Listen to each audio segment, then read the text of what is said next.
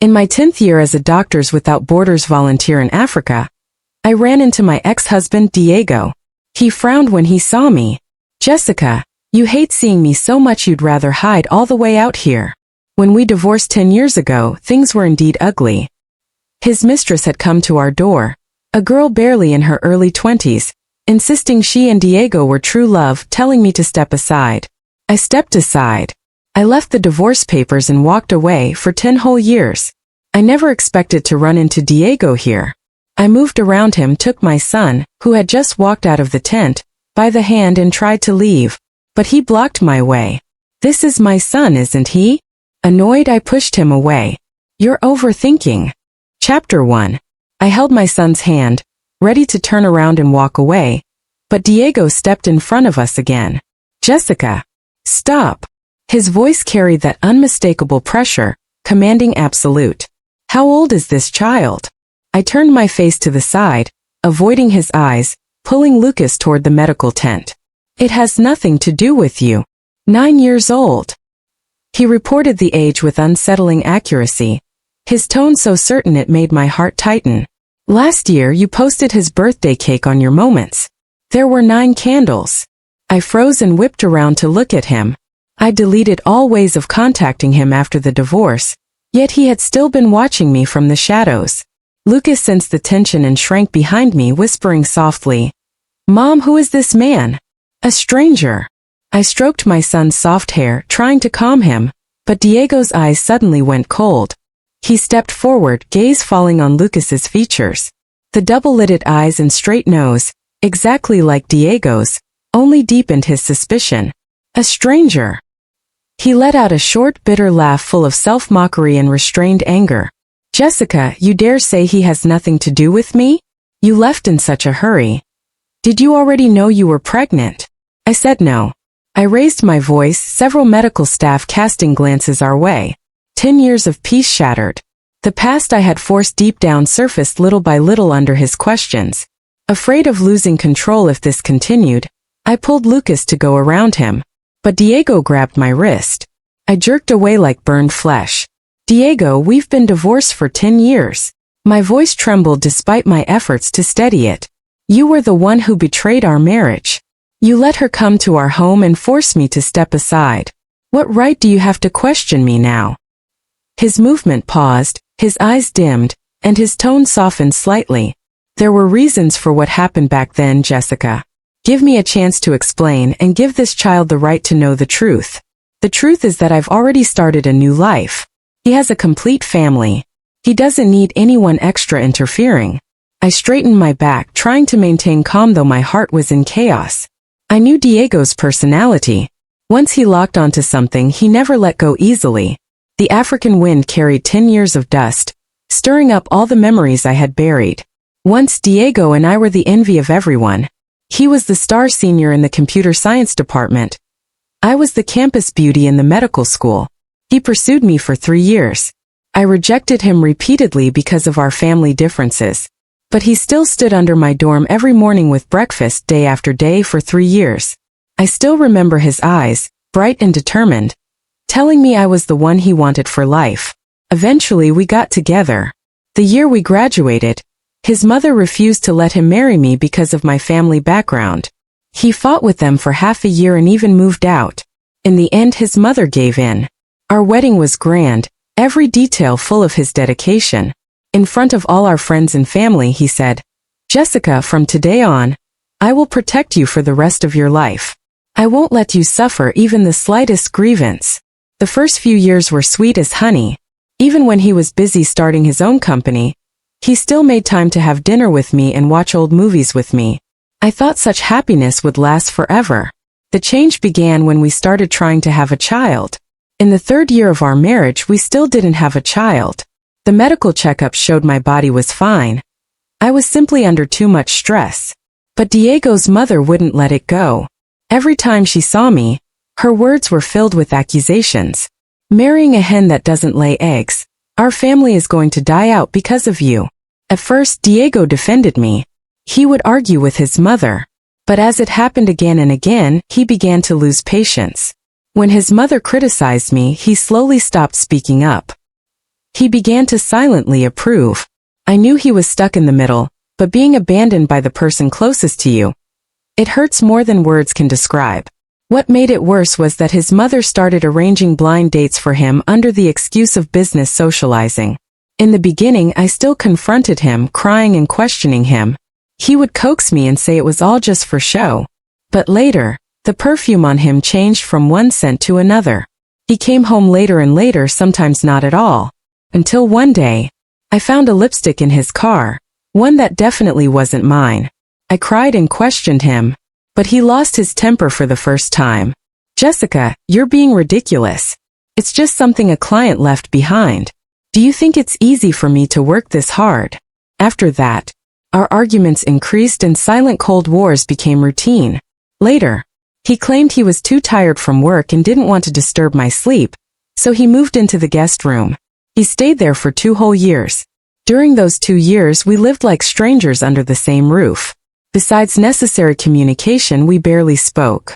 I often sat alone in the empty living room, staring at the spot in the master bedroom where he used to sleep, feeling nothing but emptiness. I knew our love had long been drained by suspicion, accusations, and indifference. But back then I still clung to a shred of hope. I thought that if I just held on a little longer, things would return to how they once were. Until that woman came to our door, and I finally understood. Some things once broken can never be pieced back together. I will never forget that day.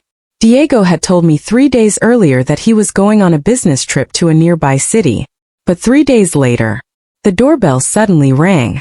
I thought Diego had come back early. Filled with joy, I ran to open the door.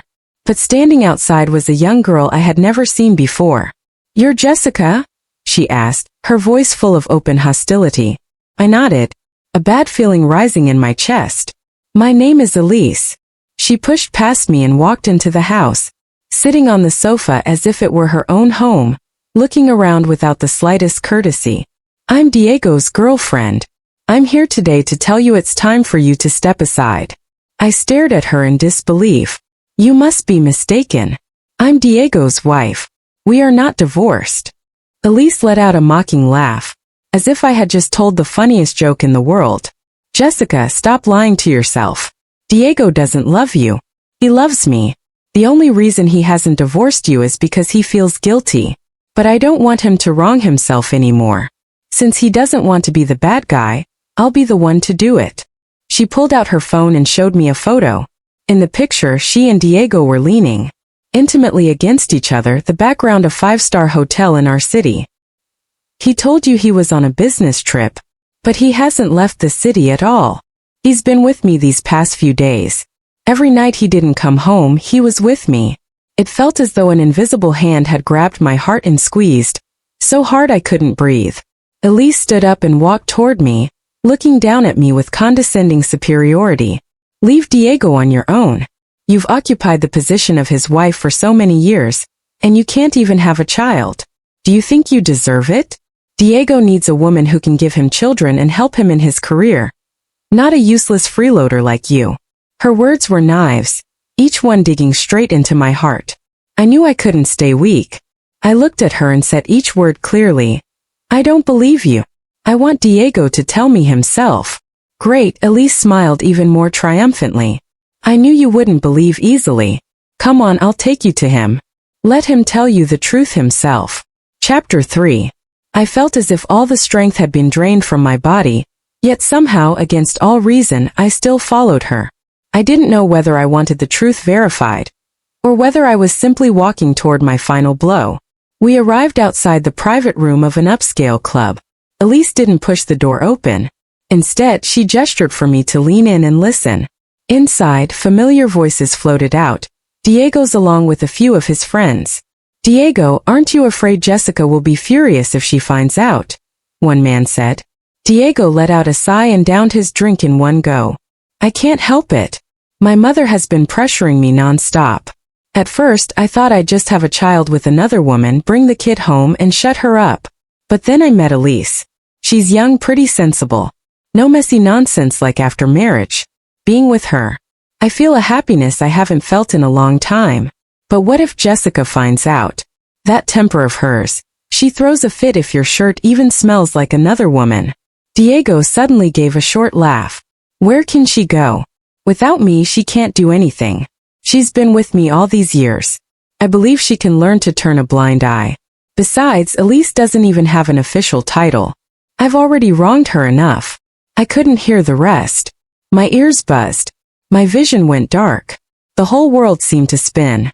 So this was what I was worth in his eyes. Someone who could be appeased with a title. Someone he believed couldn't survive without him. All those years of love. Not worth as much as a flirtatious young girl who had appeared out of nowhere. Elise watched me fall apart. A victorious smile spreading across her face. How you believe it? Right, Jessica, be smart. Leave early. It's better for both of us. I didn't respond. I just staggered away from the club. Outside the rain was still falling. Cold raindrops hit my face, mingling with my tears until I couldn't tell which was which. By the time I returned home, I was soaked from head to toe. I didn't even change my clothes. I walked straight to my desk, pulled out paper and pen. Without a moment of hesitation, I signed my name on the divorce papers. When it was done, I picked up my phone and dialed a number I hadn't touched in years. It belonged to my university mentor, the one who had once urged me to join Doctors Without Borders. Back then my heart was full of Diego, full of our little home. So I declined. When the call connected, I couldn't hold it in anymore. Through sobs I said, "Professor, that Doctors Without Borders program you mentioned back then, is there still an opening?" There was a brief silence on the other end. Then his warm voice came through. "Jessica, is that you? You were the best student our department ever had. When you married right after graduation, we were all disappointed. Thankfully, you finally thought it through and are returning to medicine. That spot. I've kept it for you all these years, waiting for your yes." When I hung up, I felt a faint light in my heart, for the first time in a very long time. Maybe leaving this place, leaving Diego, going somewhere far away to do what I truly wanted was exactly where I belonged. The next morning, I placed the signed divorce papers on the coffee table. Without leaving a single word behind, I dragged my small suitcase and boarded the flight to Africa. I thought I would never cross paths with Diego again for the rest of my life. But unexpectedly, 10 years later, in this distant land, we still met again. Looking at the aggressive man in front of me now, I opened my mouth. "Diego, everything from the past is long over. I've already started a new life. Lucas is my son. He has nothing to do with you. Please leave. Don't interfere with our life anymore." Chapter 4. Perhaps I had spoken too sharply because Diego gave me a long, searching look before finally walking away. I thought the farce was finally over. But I never expected him to show up again so soon, this time bringing Elise with him to the medical camp. That day, I was giving routine vaccinations to local children when I saw Diego and Elise approaching from a distance. 10 years had passed, and Elise was no longer the arrogant, brazen young woman she had once been. She held Diego's arm intimately, moving with the quiet confidence of a woman who had stood at his side for years, not a trace of provocation, just the composed affection of a long-married wife. "Jessica, what a coincidence!" Elise greeted me first, her tone so natural it sounded as if we were old friends running into each other. "Diego and I came to visit the children here. We also brought some supplies for your team." She pointed at the staff behind them. They were unloading boxes filled with medicine, food, and school supplies. Diego stood beside her, looking at her with gentle eyes. He reached up and brushed a loose strand of hair from her face, the movement tender and familiar. "Thank you," I replied blandly, not sparing them another glance as I continued vaccinating the child in front of me. "Jessica, you've had it rough all these years." Elise stepped closer, her voice soft with just the right amount of sympathy. "I've always felt guilty about what happened back then. Honestly, Diego and I weren't completely in control of the situation. Now that we can finally be together openly, I also hope you can find your own happiness." Her tone carried no malice. In fact, there was even a touch of apology in it. But the way she stood by Diego's side, perfectly matched, made me feel more uncomfortable than any open provocation ever could. So this was it. My departure back then had merely solved a problem for him. I didn't respond. I simply sped up my work. Just then Lucas ran out of the tent. When he saw Elise, he blinked curiously. Elise instantly softened, crouching down with a gentle smile as she tried to touch his head. So this is your son? He's adorable. His features look a little like Diego's. I immediately pulled Lucas behind me, avoiding her touch. We still have work to do. Excuse us. I took Lucas's hand and turned to leave, but Diego stepped in front of us, blocking our way, his eyes fixed firmly on mine. Jessica, I've already arranged it. A doctor will come tomorrow. I'm doing a paternity test with Lucas. I don't agree. I refused without hesitation. Diego, don't push your luck. This isn't pushing my luck. It's my right and Lucas's. His eyes locked on mine, steady and determined. I know you're angry, but I have never, not once, doubted that Lucas is my child. The test is just a formality. Once it's confirmed, I won't let you two continue suffering here. I genuinely didn't know where he got his confidence. We've been living perfectly fine here. And if you stop insisting on this, our life will only get better. I knew that once the paternity test was done, Lucas's peaceful life would be shattered. Just as we were at a deadlock, a familiar silhouette approached from a distance. Jessica. What's wrong? A warm and steady male voice came from behind me. Big brother. Diego's eyes widened in shock. What are you doing here? I turned around. It was Kevin, our medical team's leader and also the man Diego had called his sworn elder brother for years.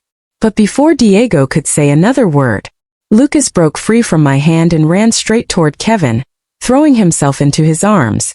He looked up with a bright, sweet smile and called out, Daddy! Lucas's shout froze everyone on the spot. Diego's determined expression shattered instantly as he stared in disbelief at the child now nestled in Kevin's arms. He whipped his head toward me, then back to Kevin. Big brother, what did he just call you? Kevin caught Lucas steadily, lifting a hand to gently ruffle his soft hair. He glanced at Diego, his tone calm and unshaken. He called me Dad. That's impossible. Diego's voice shot up abruptly, his gaze glued to Lucas and Kevin as if the world had tilted. He looks so much like me, he should be my son. Big brother, when did you? In the second year after you and Jessica divorced. Kevin cut him off. His eyes swept past Elise, whose face had gone pale, and finally landed on me. Jessica and I got married. Lucas is legally my son, and I've watched him grow up from the very beginning. I stood still, Lucas's small hand squeezing my fingers tightly. Memories surged back, guided by Kevin's gentle gaze, slowly becoming vivid. When I first arrived in Africa after the divorce, the first stop was the Central African Republic, where conflict broke out almost every week. The moment we stepped off the plane, we encountered an armed clash. We hid in temporary shelters, facing endless wounded people and despairing cries every single day. 3 months in, during an external rescue mission, we were ambushed. A bullet grazed my arm. A nurse beside me was hit in the thigh. I had to carry her across a gravel-covered desert plain, running for our lives. When my strength was nearly gone, a jeep screeched to a halt beside us. Kevin leaned out of the window shouting, "Get in!" His voice cut through the gunfire like a rope thrown to a drowning person. He was the temporary leader of our medical team back then, steady, calm, and decisive, leading a small squad to rescue us. That day, he treated the wound on my arm. His movements were swift but gentle, and he only said one thing, "Don't be afraid. I'm here." Later, I learned he was Diego's older brother. He had left the family years ago, rebelling against arranged marriages and the patriarchal traditions of their household. He joined Doctors Without Borders to live his own way. He knew everything about my past with Diego, yet he never brought it up. When he saw me staring blankly at medical records late at night, he quietly set a cup of hot coffee beside me. When I cried after losing a patient, he sat with me outside the camp, watching the stars spread across the African sky. Our feelings grew in the spaces between rescues, in the trenches of life and death. He understood my dedication. He understood my love for medicine. And he understood the hidden longing in my heart, for a home, for belonging. In the 3rd year after my divorce, he held out a ring carved from local stone and asked if I would stay with him, make this place our home. I nodded. He wrapped me in his arms. "Jessica, from now on, I won't let anyone hurt you again. And I won't let you face anything alone." A year later, Lucas was born. His features did, coincidentally, carry shadows of Diego. But Kevin held my hand and said, "Children are innocent. The love we give him will overshadow every shadow from the past." And he kept his promise. Lucas grew up surrounded by our medical team. Kevin taught him how to identify herbs, how to read the stars, how to help distribute supplies. He raised him into a bright and gentle little boy. To Lucas, Kevin wasn't just a father. He was the father irreplaceable. Diego's voice trembled now, as if refusing to accept what he was seeing. "But he clearly looks like me." Looking alike doesn't prove blood ties. Kevin moved Lucas behind him protectively. "Diego, you chose to let Jessica go back then. You should have known. Some things once lost can never be regained." Elise, beside him, exhaled in relief and instinctively tightened her grip on Diego's arm. She probably hadn't expected things to take this turn. Diego looked between me, Kevin, and Lucas. In his once proud, confident eyes for the first time there was confusion, helplessness, loss. He opened his mouth as if wanting to say something, but finally, all he could do was clench his fists. Chapter 6. The confrontation ended in complete disarray. When Diego finally left with Elise, he looked back at me.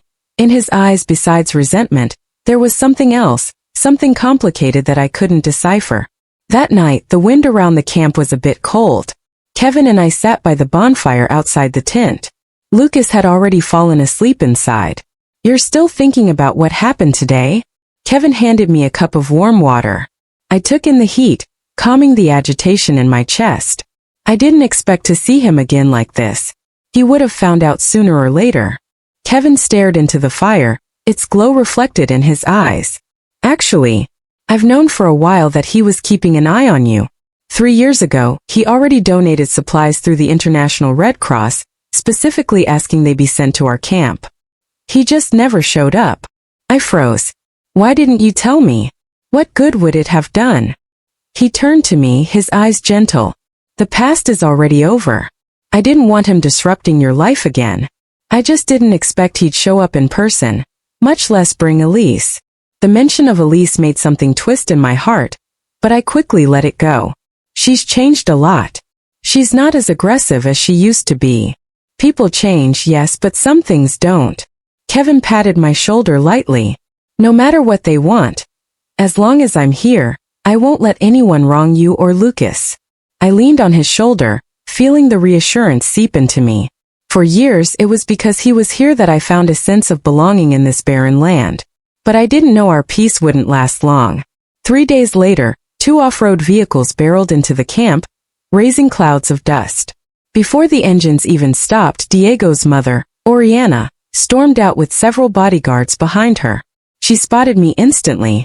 I was examining a local child when she rushed over, pointing a trembling finger at my face as she started screaming. "Jessica!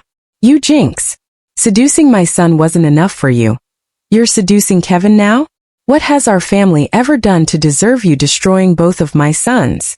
Her sharp screech drew stares from medical staff and villagers. Lucas was frightened and hid behind me, clutching my clothes tightly. I frowned and stood up, shielding him. "Auntie, please mind your words. Kevin and I are legally married. There is no such thing as seducing anyone." Oriana let out a cold laugh, her eyes slicing across me like blades. "You can't even have children, and after the divorce you still refuse to behave yourself, coming all the way to Africa to hook up with another man. Kevin is the most accomplished child in our family. How blind was he to marry someone like you, a second-hand woman?" "Mom!" Kevin rushed over. He immediately placed himself between me and Lucas. "How can you say that? Jessica is my wife, the only woman I ever wanted to marry. Being with her is my choice." "Your choice." Oriana's whole body trembled with rage. "Do you know what she did to Diego back then? She couldn't give him a child but refused to step aside. She forced him to find someone else. And now she's clinging on to you just to take advantage of our family." "Enough." Kevin's voice suddenly rose. "You know perfectly well what happened back then. You were the one who pressured Jessica to have children. You arranged blind dates for Diego. And it was you who allowed Elise to confront her. You never cared how much Jessica suffered in that house." Oriana was stunned into silence for a moment, then immediately started shrieking again. I don't care. You must divorce her. Our family will not tolerate a woman like her. Just then Diego and Elise arrived. Seeing the scene, Diego frowned and pulled Oriana aside. Mom, stop it. Let's go home and talk. Oriana shoved him away and pointed at me, crying dramatically. Look at her. Look at how she's bewitched your brother. She ruined your marriage back then. And now she wants to ruin your brother's life too. I'm not leaving until she leaves, Kevin. Elise stood nearby, opening her mouth as if to speak, but Diego shot her a warning glance. She looked at me. In her eyes flashed a complex mix of emotions, sympathy, guilt, and a faint, barely noticeable relief. Chapter 7. I will never divorce Jessica. Kevin's voice was firm, leaving no room for negotiation. If you can't accept her, then I won't be returning to that house ever again. Oriana was so furious her vision darkened. She nearly fell, and Diego had to catch her. Brother, why are you doing this? Diego looked at Kevin. Mom is just thinking for your own good. Jessica. She is wonderful. Kevin cut him off. All these years you have no idea how many people she's saved in Africa. How much hardship she's endured. She is kind, brave, responsible. Better than any woman I've ever met. Being able to marry her is the greatest blessing of my life. Then he turned to me, his eyes soft enough to melt ice. Jessica, I'm sorry you had to suffer. I shook my head and took his hand. Warmth filled my chest. With him standing so firmly by my side, all the accusations and insults suddenly felt insignificant. Seeing Kevin's unwavering stance, Oriana began wailing dramatically again. What did our family do to deserve this? Both my sons bewitched by the same woman. Diego, hurry and talk some sense into your brother. Have you forgotten what she did to you back then? Diego looked at me, his expression complicated. These days he must have quietly asked around and learned many things. My years in Africa, what Kevin and I had been through, the family we now were. He opened his mouth, then sighed. Mom, he's already grown up. He has his own thoughts. We shouldn't keep forcing him. You useless boy. Oriana glared at him harshly. You were bewitched by her back then, and now you're still defending her. If not for her, you'd already be a father of 2 by now. The mention of a child made Diego stiffen. His instinctive response was to glance at Lucas behind me. In his eyes there was guilt, loss, and a faint longing he didn't dare admit. Lucas shrank into my arms, frightened by his gaze. Kevin noticed and bent down to lift Lucas into his arms. Don't be scared, Lucas. Dad is here. Oriana trembled with fury at this scene, but she couldn't say another word.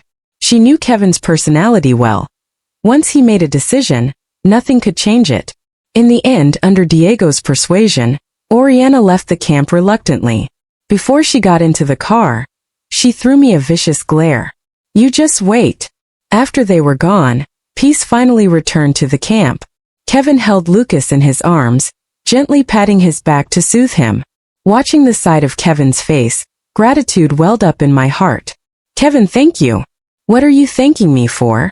He turned and smiled at me. Protecting you and Lucas is my responsibility. Diego did not leave with the others. He stood a short distance away watching the 3 of us, a complete family, and loneliness filled his eyes. Elise approached and tugged lightly on his arm. Diego, let's go home. But he didn't move.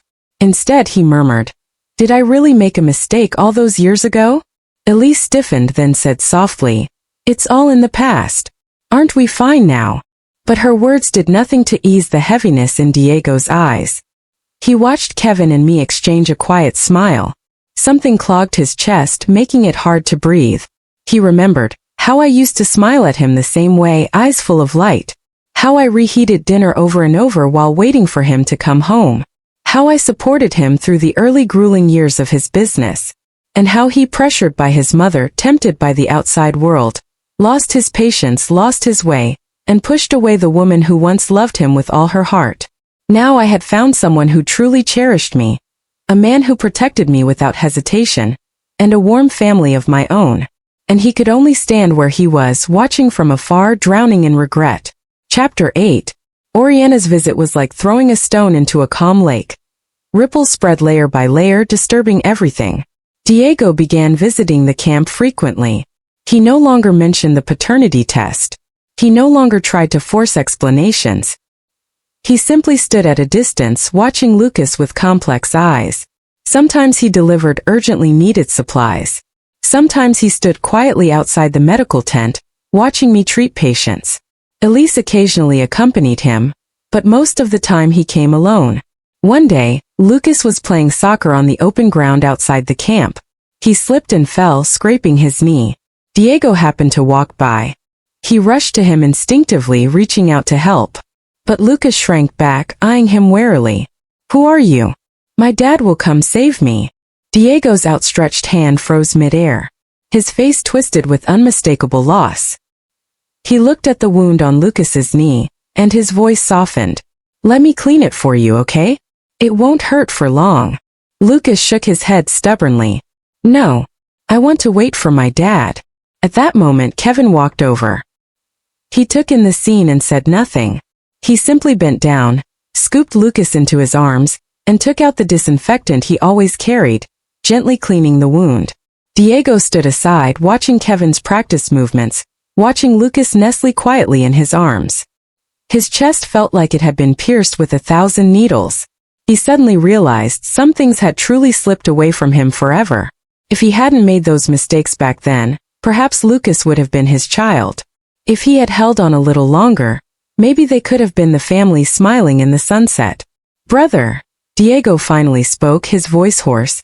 "Back then, did you already know Jessica was in Africa?" Kevin's hands paused for a moment. Then he nodded. "Yes, I always kept track of her. When I learned she joined Doctors Without Borders, I was worried but also proud. Later, I requested a transfer to this camp so I could look after her." "So you liked her long ago?" "Yes," Kevin didn't deny it.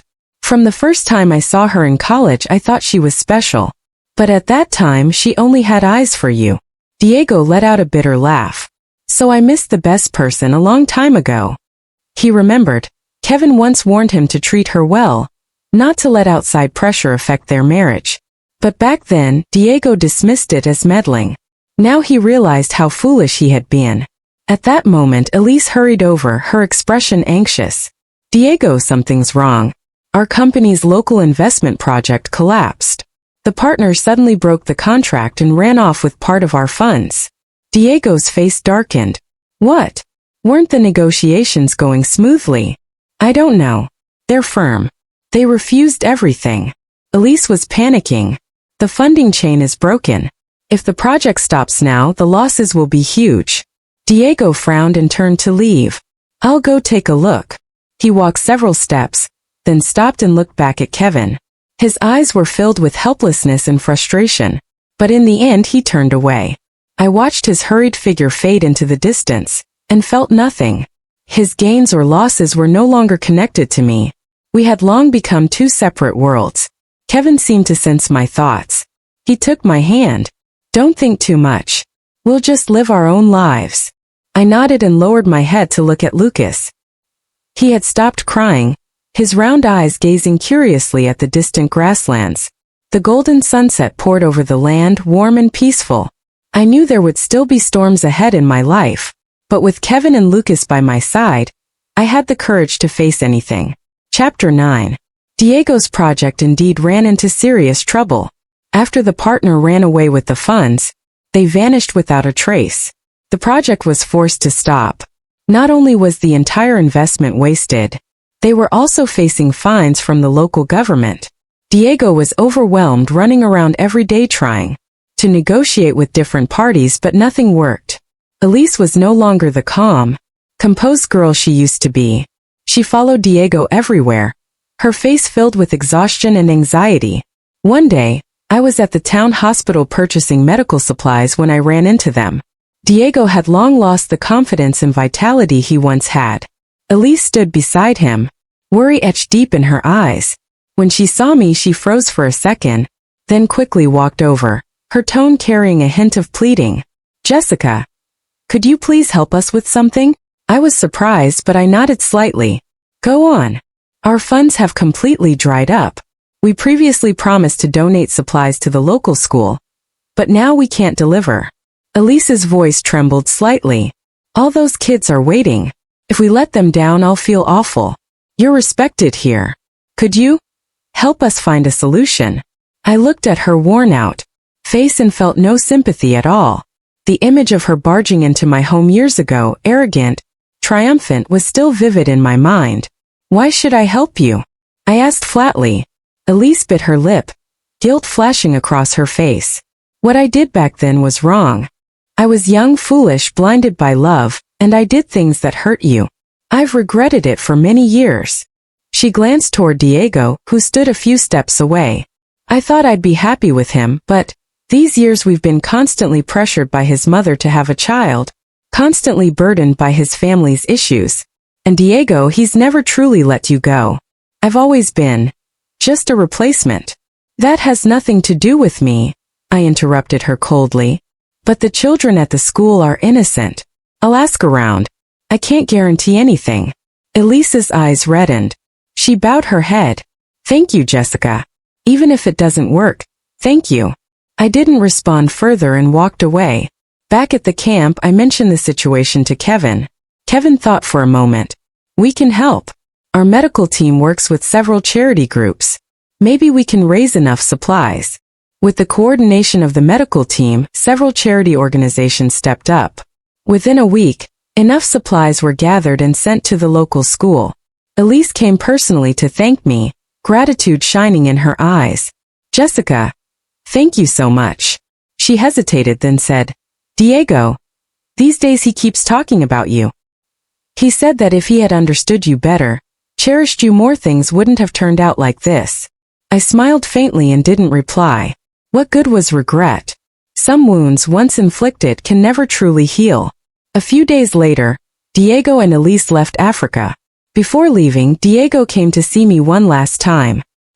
He stood at the entrance of the camp, his eyes filled with complicated emotions. Jessica, thank you. No need to thank me. I helped the children, not you. He nodded, silence stretching between us. After a long moment, he spoke slowly.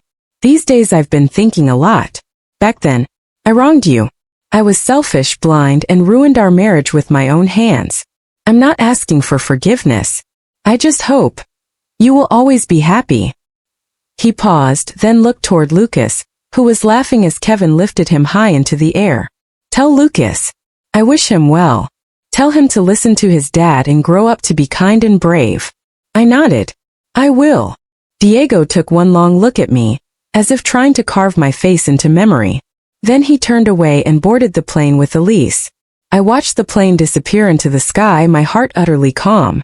Those dust-covered memories, like the African wind, had already been weathered away. Kevin walked to my side and held my hand. It's all behind us now.